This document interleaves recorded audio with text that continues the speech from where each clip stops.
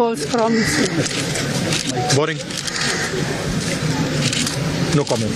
No, poorly. The president was getting very tired by the end. My mother is a 78-year-old lady. She simply said that the president must have been tired reading such a long speech. Poor thing. I don't think she fully respects, in fact she has the utmost respect for her. And I think it's very unfortunate that this kind of thing is twisted by the media. Parliament का budget session शुक्रवार यानी 31 जनवरी से शुरू हो गया है। सत्र की शुरुआत राष्ट्रपति द्रौपदी मुर्मू के अभिभाषण से हुई। उन्होंने संसद के दोनों सदनों लोकसभा और राज्यसभा को संबोधित किया।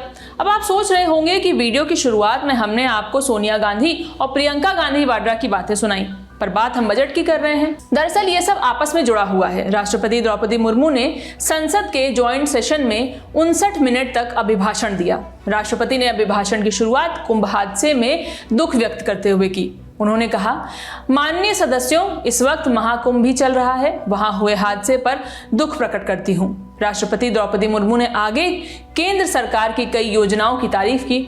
उनके इस अभिभाषण पर सोनिया गांधी समेत कुछ नेताओं ने टिप्पणी की, जिस पर राष्ट्रपति भवन की ओर से भी बयान आया है। राष्ट्रपति के अभिभाषण पर जब कांग्रेस सांसद सोनिया गांधी से प्रतिक्रिया मांगी गई तो उन्होंने कहा, अंत तक राष्ट्रपति बहुत थक गई थी, बेचारी वो मुश्किल से बोल पा रही थी। वहीं राहुल गांधी ने कहा, यह भाषण बोरिंग था, बार बार वही बातें रिपीट हो रही थी। False promises. Boring. No comment. No, poorly. The president was getting very tired by the end. Repeating the same thing again No, and she again. could hardly speak, poor thing. मामले ने जब थोड़ा तूल पकड़ा तो प्रियंका गांधी वाड्रा ने सोनिया गांधी के बयान पर सफाई दी। प्रियंका ने क्या कहा, सुनिए। My mother is a 78-year-old lady. She simply said that the president must have been tired reading such a long speech. Poor thing. I don't think she fully respects, in fact she has the utmost respect for her. And I think it's very unfortunate that this kind of thing is twisted by the media. They are both respected people. They are older than us. They are a certain age now, and it's pretty clear that she means no disrespect. Bihar के पूर्णिया से सांसद पप्पू यादव ने भी राष्ट्रपति द्रौपदी मुर्मू के अभिभाषण पर प्रतिक्रिया दी। उन्होंने कहा, राष्ट्रपति रबर स्टैंप की तरह हैं, वो बस लव लेटर पढ़ रही हैं। पति हैं, वो तो स्टाम्प है, और किसी का लव लेटर पढ़ना है उनको,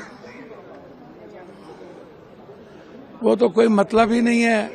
वो अब आप किसी की गुणगान करना, आप उठा करके देखिए ना भाई, इस देश की इकोनॉमी से शुरू करते हैं, नोटबंदी से शुरू करते हैं, जो इनका माइलस्टोन था।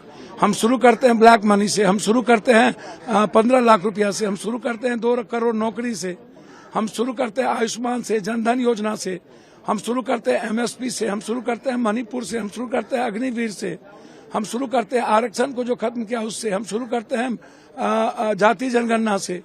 आप कोई भी हिस्टोरिकल, आप ये सत्ता और सियासत के केंद्र बिंदु इनका रहा है। 12 साल के बाद कुंभ होता है, कह दिया 140 साल के बाद कुंभ हो रहा है, 144 के बाद फिर कुंभ होगा।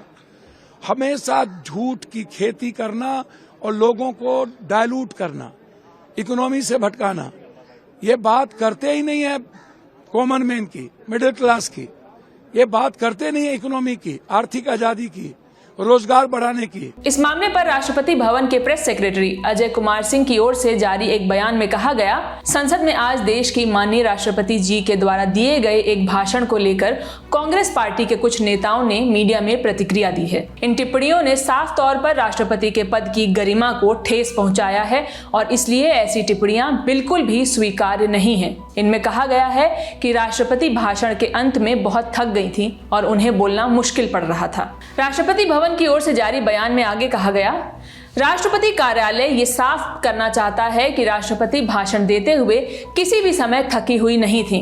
उनका तो ऐसा मानना है कि हाशिए पर पड़े समुदायों, महिलाओं और किसानों के लिए बोलना कभी भी थका देने वाला नहीं हो सकता।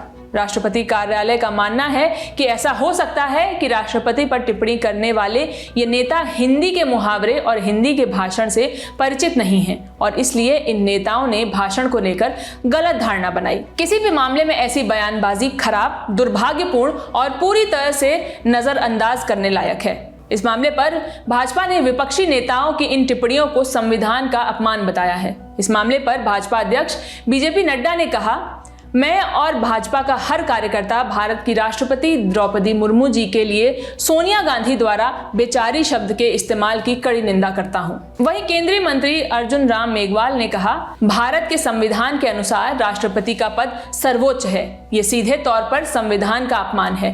राष्ट्रपति के अभिभाषण के तुरंत बाद उन्होंने जो निम्न स्तर की टिप्पणी की है, मैं उसकी कड़ी निंदा करता हूं। इस खबर पर आप क्या सोचते हैं, हमें कमेंट बॉक्स में जरूर बताइए और देखते रहिए द ललन टॉक। बहुत बहुत शुक्रिया।